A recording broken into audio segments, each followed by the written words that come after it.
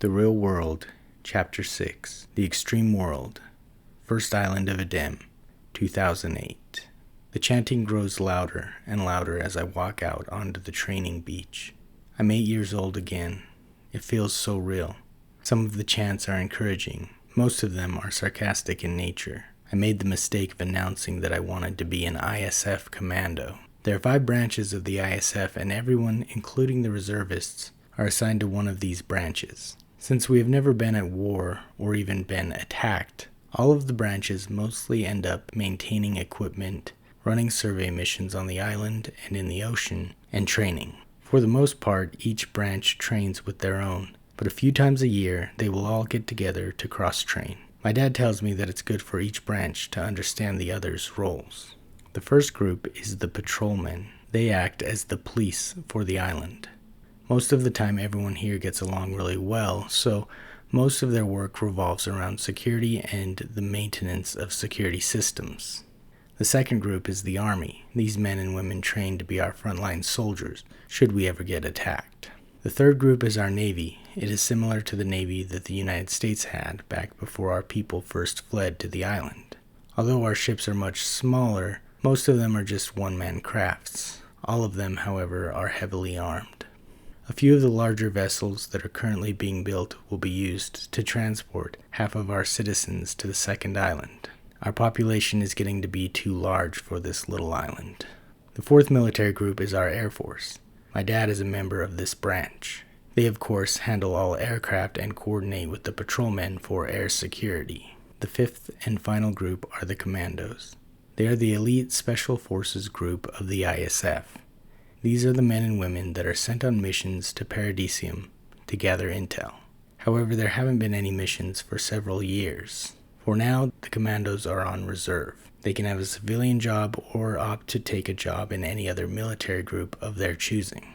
All of them train to perfect their skills and for physical fitness for 2 hours a day. They meet together once a week for 2 hours as well. They still have to be the best of the best, especially in all forms of combat. So me saying that I want to be a commando is like painting a target on my head for all of the other kids. My dad tells me not to worry about it though. He says that when people think that they can't do something great, they feel the need to attack the person who dares to believe. It's only because they are afraid. As I slowly walk further into the arena, I feel as though I am the only one who is afraid. This part of the beach is filled with a number of ring-shaped training pits that are placed several feet apart from one another. The pits drop down 4 feet into the ground. Each pit has an outer ring that surrounds them on top. The outer ring was built so the wood can lay inside of it. They light a new fire at the beginning of each fight. As I look around, I see mostly unfriendly faces. Where is RT? It would be nice to have one person who I know is in my corner, even if he ultimately thinks that I'm going to get destroyed. From behind me, I feel a reassuring hand on my shoulder, and I hear words of encouragement coming from my best friend. "Don't let him kick your butt too much," RT teases, as he holds his fist out. I bump his fist with my own and put on my bravest smile. It's not very brave. I'm not sure what to expect with this. As my opponent and I step down into the pit, Yelena's father, Captain Pyotr Kurpatov, lights the fire. He is the head physical trainer for the Idem Security Force. He oversees fitness and hand-to-hand combat training for everyone on the island. He is always at the initiation fights. After lighting the flame, he steps back and looks up at the spectacle, his green eyes piercing through everything at which he directs his gaze. He catches me looking at him, and I can feel the analyzation process begin. I break eye contact and try to focus on what I can do to win this fight. The flames quickly spread all across the ring. I look across the way at my opponent. His name is Gabriel Sanchez. I've seen him around at the academy. It's not a big school. We've talked a few times. He's a little bit taller than I am and outweighs me by about 10 pounds. They do their best to keep the fights an even match, but people come in all shapes and sizes. I'm just grateful that I'm not RT's size. He's the second biggest kid in our grade. So he has to fight the biggest kid, and the biggest kid has about 40 pounds on him. Of course, they determine our opponents for graduation fights at random. That is one way that they encourage us to increase our physical strength and size as much as possible. Gabriel jumps around the pit, throwing punches in the air. The word around the academy is that he is a good fighter. I hear the muffled shouts of the other kids who stand around the pit. Their cries are mostly noise rather than clear sentences. One opinion, however, does catch my ears. He's not going to last 2 seconds. Oh yeah? Well, what if he's the chosen one? Another kid asks, sarcastically, and they all erupt with laughter. There's a rumor that Carlisle and Fullway are aware of a dissenting group like ours that supposedly has a chosen one among them. He or she could be someone from another group, if there are any other groups. Most likely the rumor is just a story, a myth. I can't think about that right now though. I need to focus on the upcoming fight. I look at Gabriel and start to think about all of the excellent fighting skills that he supposedly has. How good can he really be though? He is, after all, only 8 years old. My dad has shown me a few moves, so I think I'll be able to manage. Although he is a helicopter pilot by military trade, I've been told my dad is a very good fighter. Councilman Matua told me this. He actually said that he was a formidable fighter. After asking him what that meant, he told me that it meant he was a very good fighter. I look back up to Captain Kirpatov.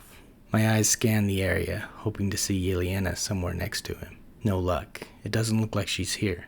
On second thought, I'm actually glad that she's not here. I'm a little worried about how this fight is going to turn out. The councilman's brother, Feitu Matua, steps into the ring. He will be our referee. He is the commander of the commandos, as well as the chief supervisor for the miners. He also often takes time away to referee and train at the academy. My hands are sweaty already. The gloves that they gave me cover my entire hand. They are big and puffy. There is no extra room for my hands to breathe. At least this means that the punches won't land as hard. Fighters to the center, Feitu instructs loudly. Gabriel and I walk to the center of the ring. Do you remember all of the rules? Feitu asks me. Yes, I reply, nodding.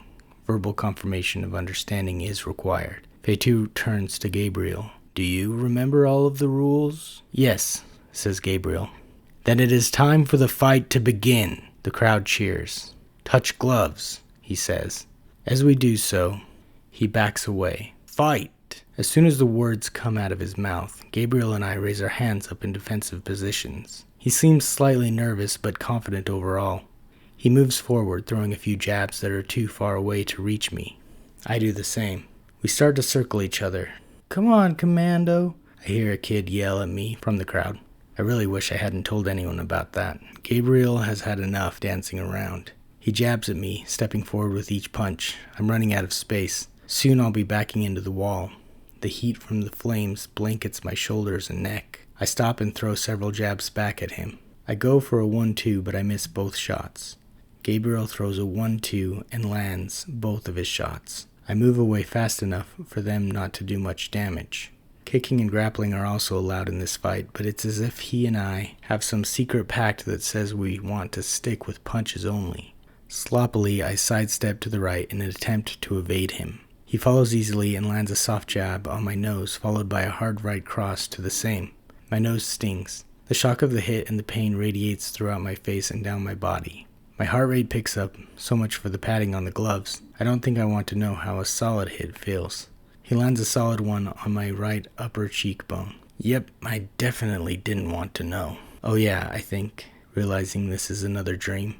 I had forgotten that I had that thought right before he landed a solid punch. He lands more punches. All of them are hard enough to worry me. I'm getting furious now. I throw punches back at him, but every time I do, I end up getting hit. I step to the side and he follows, hitting me. I back away and he advances, hitting me. No matter what I do, I can't get away from this guy. My anger increases with every strike that he lands on me.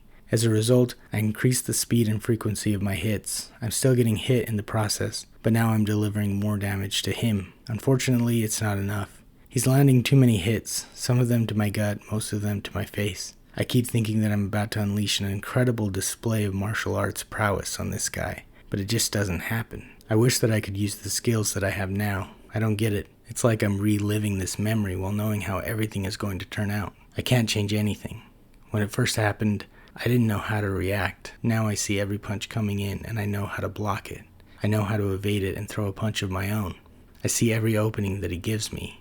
Although my 8-year-old self doesn't have the knowledge that I possess, I know that I still would have done a lot better if I had just kept my gloves up to block most of the shots. It's too late. He lands a left hook to my jaw. As my head swings to the side, my body follows with it, only slower. I nearly drop to the floor. I barely manage to regain a small amount of composure. It will be short-lasting. As I come back to a standing position, something catches my eye in the crowd. A bright yellow dress amongst dark-colored training uniforms. It's her. Yelena is standing next to her dad. She's so beautiful. Now I feel strong. Now I'm unstoppable. Now I can do anything. She looks down at me for a moment, and just as our eyes meet, Gabriel sends a roundhouse kick to my head. I didn't notice it until it was too late. Yelena and I smile at each other for an instant. I barely see Gabriel's foot in my peripheral vision before everything turns black.